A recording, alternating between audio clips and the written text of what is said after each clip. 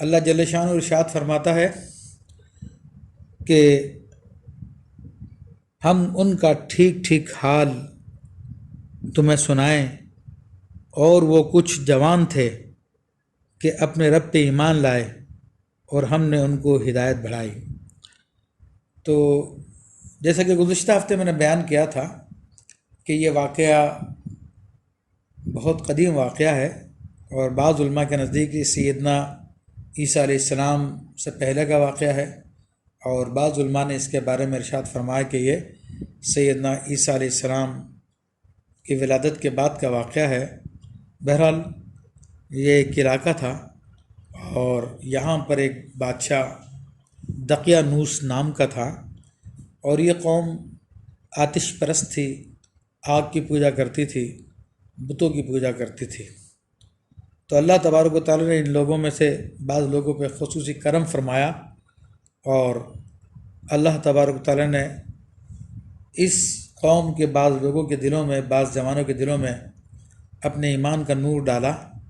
اور اسی کی طرف اللہ تعالیٰ نے یوں کہہ کر ارشاد فرمایا کہ انہم فتیۃ، کہ وہ جوان تھے۔ فتیۃ یہ فتح کی جمع ہے، اور عام طور پہ جوان کے لیے لفظ استعمال کیا جاتا ہے۔ تو فرمایا کہ وہ اپنے رب پہ ایمان لائے، اور ہم نے ان کی ہدایت میں اضافہ کر دیا، اور یہ اللہ تعالیٰ کا خاص ان پہ کرم ہوا، اور یہ مختلف حضرات تھے، اور ان کے دلوں میں اللہ نے ایمان کا القاء فرمایا۔ اور پھر اللہ تعالیٰ مزید ارشاد فرماتا ہے وَرَبَطْنَا عَلَىٰ قُلُوبِهِمْ، اور ہم نے ان کے دلوں کی ڈھارس بندھائی، یعنی ہم نے ان کے دلوں کو مضبوط کیا۔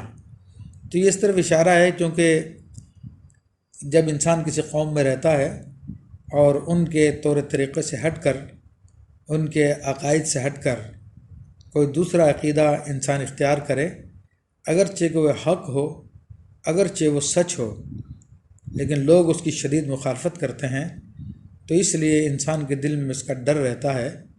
تو اللہ تعالیٰ فرماتا ہے کہ ان کے ڈروں کو ہم نے کم کیا،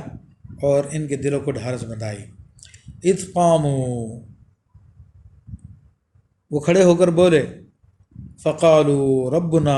رب السماوات والارض، کہ ہمارا رب تو وہ ہے جو آسمانوں اور زمین کا رب ہے۔ لن ندعو من دونه الہا لقد قلنا اذا شططا، ہم اس کے سوا کسی معبود کو نہ پوجیں گے، ایسا ہو تو ضرور ہم نے حد سے گزری ہوئی بات کہی۔ تو یہ نوجوانوں کے جو کہ مختلف جگہ کے تھے، اور اللہ تبارک و تعالیٰ نے ان کو ایک مقام پہ جمع کیا، اور ان کے دلوں میں یہ بات آئی، تو ان سب نے آپس میں مل کے مشورہ کیا، اور اس قسم کی بات کی کہ ہمارا رب تو وہ ہے جو زمین و آسمانوں کو پیدا کرنے والا ہے۔ تو جب ایک دوسرے سے یہ بات پوچھی تو ان سب کے دلوں میں یہی بات تھی، اور کہتے ہیں کہ یہ جو الفاظ کہے، ان کے کہنے والے ان کے سردار تھے، جن کا نام یملیخہ بتایا جاتا ہے۔ تو جب انہوں نے یہ بات کہی تو باقی جوانوں نے بھی ان کی حامی بھری، اور چونکہ ان کی تعداد میں اختلاف ہے، لیکن جو مشہور روایت ہے کہ یہ 6 کی تعداد میں تھے شروع میں۔ اور پھر انہوں نے کہا کہ چونکہ زمین و آسمانوں کا رب اللہ تبارک و تعالیٰ ہے،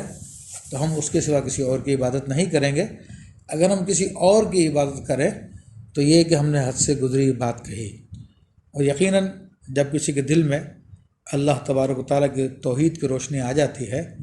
تو پھر کسی اور کو اپنا معبود جاننا یقیناً حد سے گزری ہوئی بات ہے، اور اللہ تبارک و تعالیٰ نے ان کو یہ ہدایت عطا فرمائی۔